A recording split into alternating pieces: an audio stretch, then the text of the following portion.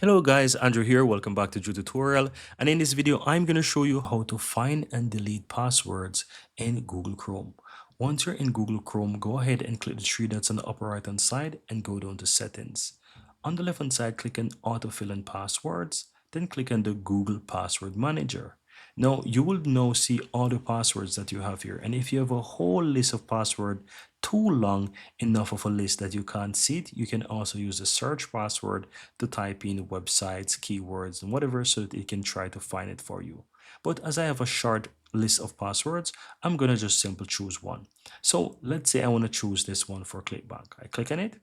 It's going to prompt me to enter my Windows password or my PIN. And so I'm going to enter that to allow me the advantage so that I can delete it. And now you see that I am able to view the password credentials. If I even want to view the password, I can click on this I to view it. But to delete it, you see it right here. There's a delete button. Just simply click on delete and it's going to delete the password for you. And that's it, guys.